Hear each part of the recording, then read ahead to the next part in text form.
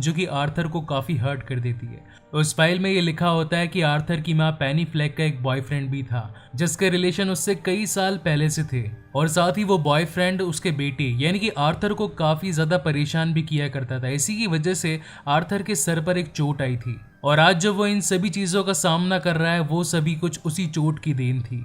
इन बातों को शेयर करने के लिए, अपने दिल के दर्द को बांटने के लिए वो सोफी के पास में जाता है, मगर यहाँ पर हमें पता चलता है कि सोफी आर्थर के साथ में कभी अटैच थी ही नहीं, वो कभी उसकी गर्लफ्रेंड थी ही नहीं। वो जो भी मिलने मिलाने के विजन्स थे वो सब कुछ जोकर के माइंड की क्रिएशन थी। फाइल में जो बातें आर्थर ने पढ़ी थी उन बातों से उसे काफी ज्यादा गुस्सा आ रहा होता है, क्योंकि उसे ऐसा लगता है कि उसकी माँ ने उससे सच्चाई छिपाई। इन बातों से आर्थर के मन में और भी ज्यादा गुस्सा भर जाता है, इसीलिए वो सीधा हॉस्पिटल जाता है और अपनी माँ को जान से मार देता है। इसके बाद में आर्थर अब अपने जोकर के मेकअप में तैयार हो रहा है, क्योंकि उसे मुरे फ्रैंकलिन के शो में जाना होता है। मगर तभी उसे अपनी माँ की एक तस्वीर मिलती है। वो जैसे ही उस तस्वीर को उल्टा करता है तो उसके पीछे लिखा होता है कि मुझे तुम्हारी स्माइल काफी ज्यादा पसंद है, जो कि लिखा होता है थॉमस वेन ने पेनी फ्लेक के लिए। इस बात से आर्थर को क्लियर हो जाता है कि वो मोमेंट जरूर था जब थॉमस वेन को मेरी माँ यानी कि पेनी फ्लेक से प्यार था। वो दोनों साथ में रहा करते थे। मगर तभी वहां पर आर्थर का फ्रेंड यानी कि रैंडल वहां पर आ जाता है और उससे बातें करने लगता है। वो उससे कहता है कि इस शहर के अंदर जो 3 मर्डर हुए थे और साथ ही तुम्हारी माँ का जो कत्ल हुआ था वो काफी ज्यादा बुरी बात है। इन बातों पर वो अपना शोक जाहिर करता है, मगर तब तक आर्थर अपना स्टेट ऑफ माइंड खो चुका होता है और उसे उनकी बातों पर काफी ज्यादा गुस्सा आने लगता है। उसे ऐसा लगता है कि ये लोग अगेन मुझे टीज करने के लिए आए हैं, ये लोग मुझे इन बातों पर चिढ़ाने आए हैं कि आखिर मैंने इन सब का ये हाल क्यों किया। इन बातों से आर्थर को काफी ज्यादा बुरा लगता है और वो फाइनली रैंडल का मर्डर कर देता है। और इसके बाद दिखाया जाता है इस मूवी का वो सीन जो कि इस मूवी का सबसे बेहतरीन सीन है, जहां पर आर्थर अपने जोकर के फुल गेटअप में अब मुरे फ्रैंकलिन के शो में जाने के लिए तैयार होता है और वो अपनी इस खुशी को जाहिर करने के लिए वहां से डांस करता हुआ निकलता है। उसके मन में इतनी खुशी होती है कि वो उस बात को जाहिर अपने डांस के थ्रू करता है। इस दृश्य को देखकर हम ये पता लगा सकते हैं कि कोई इंसान किस हद तक अपनी मानसिकता को पार कर सकता है। मगर तभी वहां पर वो दोनों पुलिस वाले आ जाते हैं जो कि ट्रेन में हुए हादसे के मामले में उससे पूछताछ करना चाहते थे।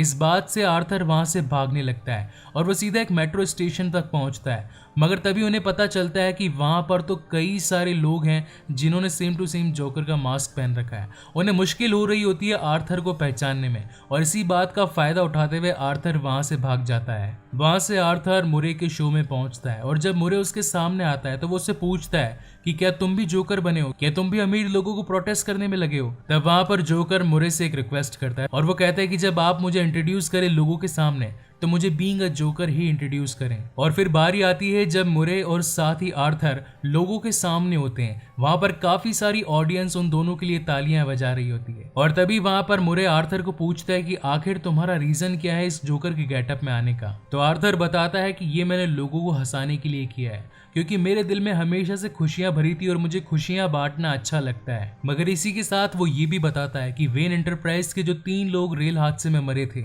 उन तीनों को उसी ने ही मारा होता है। इसके बाद आर्थर उन लोगों को एक सच्चाई से रूबरू करवाता है। वो उन्हें बताता है कि अगर गरीब मर जाए तो उसके बारे में कोई भी इंसान बात नहीं करेगा, वहीं अगर अमीर को एक छोटी सी चोट भी लग जाए तो सभी उसके लिए भगवान से प्रार्थना करने लगते हैं। सभी उनके बारे में सोचने लगते हैं कि आखिर वो ठीक कब होंगे।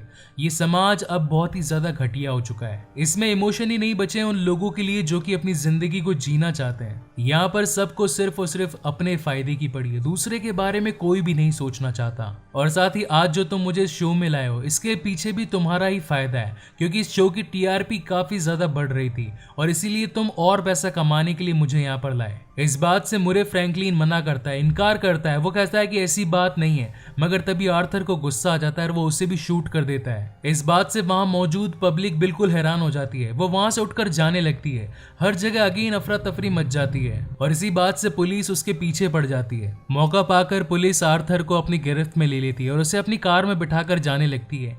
मगर कुछ लोग जो जोकर का सपोर्ट कर रहे होते हैं वो वो एक एम्बुलेंस के अंदर बैठकर उसे काफी स्पीड में चलाने लगते हैं। और एक मोमेंट ऐसा आता है जब वो पुलिस की गाड़ी को अपनी एम्बुलेंस से टक्कर मार देते हैं, जिसकी वजह से अब आर्थर यानी कि जोकर आजाद हो जाता है और वो उस कार पर खड़ा हो जाता है। उसकी नाक से काफी ज्यादा खून बहने लगता है, मुंह से काफी ज्यादा खून बहने लगता है, मगर इस खून को वो अपनी खुशी यानी कि अपनी स्माइल बना देता है। और यहीं पर हमें जोकर का असली चेहरा दिखाया जाता है। ये वो चेहरा होता है जिसके अंदर सच्चाई, दर्द और प्यार छिपा होता है, जो कि इस दुनिया ने अब पूरी तरीके से कुचल दी होती है। और ये वो मोमेंट होता है जब अपनी लाइफ से जूझ रहा कोई इंसान अब उन लोगों का हीरो बन चुका है जिन्हें उसकी जरूरत थी। वो लोग जो आज तक अपने आप को कुछ भी नहीं मानते थे, वो एक लीडर बनकर उनके सामने आया था। इसी वजह से अब वो उन सभी का हीरो कहलाता है। वहीं पर हमें दिखाए जाते हैं थॉमस वेन और उसकी वाइफ मार्था वेन, जो कि अपने बेटे ब्रूस वेन के साथ में वहां से निकल रहे होते हैं। मगर तभी एक नकाबपोश जोकर वहां पर आ जाता है और एक बंदूक से उन दोनों को जान से मार देता है। इसके बाद में हमें आर्थर को एक आर्कम असाइलम में एक साइकाइट्रिस्ट के सामने दिखाया जाता है, मगर तब भी आर्थर उसके सामने हंसने लगता है। तो साइकाइट्रिस्ट उससे उसके हंसने की वजह पूछती है। वो पूछती कि आखिर